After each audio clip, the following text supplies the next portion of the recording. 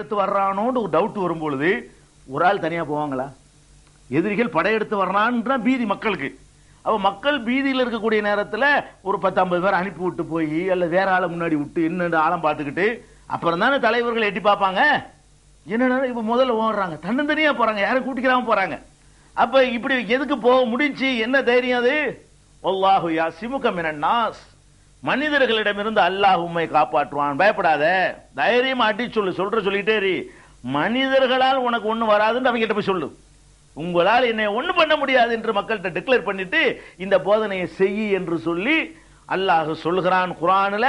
அதை நபிகள் நாயகம் ஸல்லல்லாஹு அலைஹி வஸல்லம் அவர்கள் தம்முடைய வாழ்நாளிலேயே அதை பார்த்துட்டு போறாங்க. யாருக்கு எந்த பாதுகாவலும் கிடையாது, வீட்டு காவல்காரர் கிடையாது, யாரும் கூட 4 பேர் முன்னாடி வர்றது உங்களுக்கு பிடிக்காது, பின்னாடி 4 பேர் வர பிடிக்காது. எத்தனையோ சந்தர்ப்பங்கள்ல அவங்க சட்டையை பிடிச்செல்லாம் மக்கள் கேட்டிருக்கிறாங்க, துண்டை பிடிச்சி முகமதே எங்க உதவி செய், எங்களுக்கு அதை கூட இதை கூடலாம் கேட்டிருக்கிறாங்க. யாரும் அணுகலாம், எந்த நேரத்திலையும் அணுகலாம், ராத்திரில அணுகலாம், பகல்ல அணுகலாம். அந்த மாதிரியாக எல்லாராலும் எளிதாக அணுகப்படுகிற நிலையில் இருந்தும் கூட இந்த அல்லாஹ்வுடைய இந்த முன் அறிவிப்பு, அவர்களுக்கு முன்னால் அல்லாஹ் செஞ்ச அறிவிப்பு நிறைவேறியதா இல்லையா? அவர்கள் காலத்தில் நிறைவேறியதா இல்லையா? தன்னந்தனியாகவெல்லாம் எங்கேயும் போய்விட்டு உயிரோடு திரும்பி வர முடிஞ்சிச்சா இல்லையா? அப்ப இது நபிகள் நாயகம் ஸல்லல்லாஹு அலைஹி வஸல்லம் அவர்கள் தமது வாழ்நாளிலேயே அவர்கள் கண் முன்னாடியே நிறைவேறிய ஒரு முன்னறிவிப்பு. இது ஒரு முன்னறிவிப்பு. இது அல்லாஹ்வுடைய வேதங்கிறது ஒரு பெரிய பெரிய அத்தாட்சி. இது இப்படி ஒருத்தர் சொல்லிட்டு போய் ஒரு எந்த பிரச்சாரத்தையும் பண்ண இயலாது. ஏன்னா எவன் கொள்ளையலான்னு அதுக்காக வேண்டி கொண்டுட்டு அது பொய்ன்னு நிரூபிச்சிருவாங்க. இப்ப நானே போய் நான் சொல்றதான் உண்மை, இது என்னை எவனா கொல்ல முடியாது, கேரண்டியோட நான் வந்திருக்கிறேன்னு நான் சொல்றேன்னு வைங்க, என்னை காலி பண்ணிட்டு நான் சொல்றது பொய்யிட்டு போயிடலாம். எதிரிகள் அதான் முதல்ல பண்ணுவான். அப்ப இது எப்படி இது சாத்தியமாச்சு?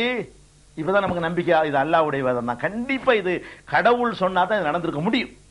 இவர் மனிதரா இருந்து இப்படிலாம் ஒரு மனிதன் எந்த மனுஷன் சொல்ல முடியாது.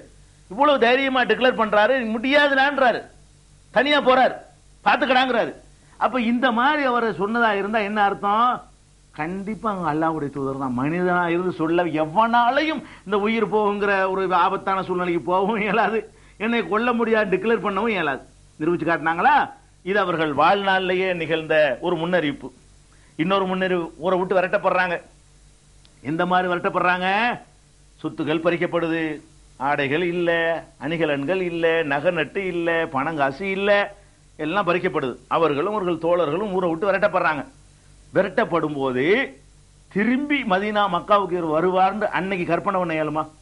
ஊரை விட்டு உயிருக்கு பயந்து ஓடுறாங்க, 2 பேர் ஓடுறாங்க. அவங்களும் அவங்களுடைய தோழர் அபூபக்கர் ஊரை விட்டு பயந்து மறைஞ்சு ஒளிஞ்சு ஓடிக்கிட்டு இருக்கிறாங்க. ஓடி அவங்களுடைய ஏற்றுக்கொண்ட தோழர்களுடைய நிலைமை என்னன்னா அதை விட பரிதாபகரமான நிலைமை. அவர்களும் அந்த மாதிரியாக தப்பிச்சா போதும்னு சொல்லி மக்காங்கிற ஊரை விட்டுட்டு போறாங்க. சின்ன கூட்டமாக போகிறார்கள். ஊர் பூரா எதிர்ப்பு. ஊர் மட்டும் எதிர்ப்பு இல்ல, சுற்று வட்டாரங்கள் பூரா எதிர்ப்பு, உலகமே எதிர்ப்பு. உலகம் முழுவதும் அந்த கொள்கை அவர்களுக்கு பிடிக்கல. ஏன்? ஒரு கடவுளை வணங்குன்னா எல்லாரும் பல கடவுளை வணங்குறவங்களா இருக்கிறாங்க. இவர் எல்லா அநியாயத்தையும் எதிர்க்கிறாரு, சுத்தியும் அநியாயம் செய்யற மக்களாவே இருக்கிறாங்க. யாருக்கும் பிடிக்கல இவரை. அப்ப எல்லாராலையும் விரட்டப்பட்டு இனிமே இவர் தேராது, அழிஞ்சு போயிட்டாங்க என்று நினைக்கிற அளவுக்கு அவர்கள் விரட்டப்படுறாங்க. விரட்டப்படும் போது ஒரு கேரண்டி அவர்களுக்கு அல்லாஹ் சொல்லி காட்டுறான். திருக்குர்ஆன்ல 28வது அத்தியாயம் 85வது வசனம். இதுல அல்லாஹ் என்ன சொல்லி காட்டுறான்டா, இன்னல்லதி ஃபரல் அலைக்கல் குர்ஆன் லராதுக இலா மஆத். குர்ஆனை யார் உமக்கு இறக்கினானோ அந்த இறைவன் உம்முடைய பழைய இடத்திற்கு திருப்பி உன்னை கொண்டு வருவான். நான் வரலன்ட்டு போறாங்க. எப்படி சொல்லிட்டு போறாங்கன்னா, முஹம்மது ஸல்லல்லாஹு அலைஹி வஸல்லம் அந்த மக்கள்கிட்ட சொல்லிட்டு போறாங்க, விரட்டுறீல திரும்பி இங்க வருவேன், இதே ஊருக்கு வருவேன், நான் தான் வெற்றி பெறுவேன் என்று சொல்லிவிட்டு வெற்றி பெறத கனவுல கூட கற்பனை பண்ண இயலாது. அவ்வளவுக்கு டவுன் இவர்களுடைய நிலைமை, எதிரிகளுடைய நிலைமை அவ்வளவுக்கு மேல, அவ்வளவு மேல அவன் இருக்கிறான். அவ்வளவு கீழே இருக்கிற ஊடு வாசலை விட்டுட்டு ஓடுறாங்க. சொந்த சாமான கூட எடுத்துக்கிற முடியாம ஒளிஞ்சு மறைஞ்சு ரகசியமா ஓடுறாங்க.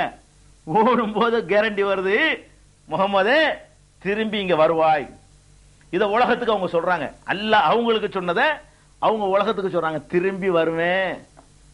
இப்படி சொல்ல முடியுமாங்க? வர முடியுமாங்க? அன்னைக்கு அதை அல்லாஹ்வுடைய தூதர்ங்கிறத மறந்துட்டு ஒரு மனிதர் என்ற நிலையில அன்னைக்கு உள்ள அப்படி கொஞ்சம் கற்பனை பண்ணி பாருங்க, எப்படி முடியும்? முடியாது.